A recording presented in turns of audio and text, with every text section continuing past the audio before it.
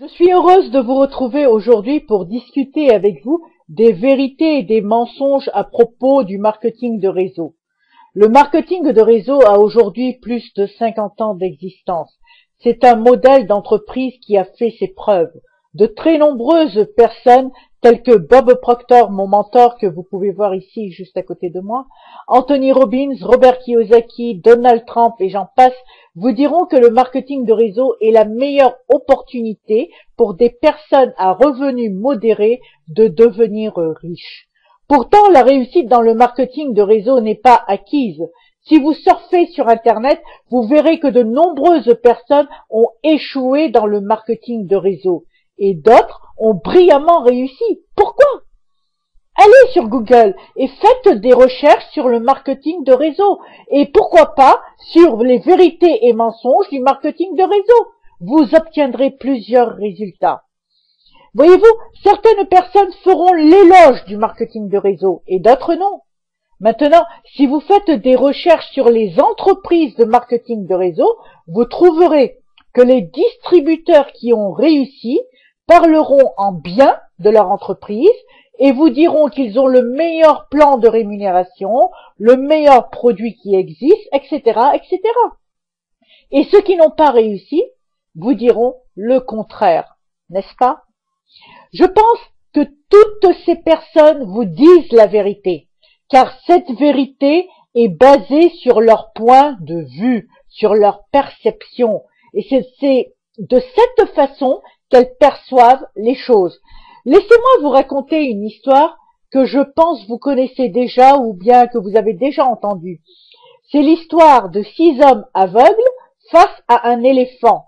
Le premier touche le flanc de l'éléphant et dit qu'il était comme un mur. Le second touche la défense de l'éléphant et dit au premier, non, tu as tort, l'éléphant est comme une lance. En touchant la trompe, le troisième dit aux deux premiers, mais vous êtes fous, ce n'est pas vrai, l'éléphant est comme un serpent. Les 3 autres derniers ont eux aussi eu des opinions différentes à partir de leur propre point de vue. Donc, toutes ces personnes, tout ce qu'on raconte sur le marketing de réseau est vrai, parce que ces vérités sont basées sur leur perception des choses par rapport à d'autres personnes. Ce ne sont que des mensonges, parce que ce ne fait pas partie de leur système de croyance. Voyez-vous, dans la réalité perceptuelle de ces personnes, chacune a raison, car le point de vue de chaque personne est basé sur son système de croyance. En d'autres termes, nous voyons le monde et tout ce qui nous entoure selon nos propres croyances. Et ces croyances nous ont été inculquées depuis notre plus jeune âge jusqu'à aujourd'hui par notre famille, notre environnement, notre expérience de vie, et aujourd'hui nous parlons du marketing de réseau, nos expériences dans le marketing de réseau. La véritable question que vous devez vous poser est la suivante. Que croyez-vous personnellement au sujet du marketing de réseau? Est-ce que vous croyez que le marketing de réseau répondra à vos attentes?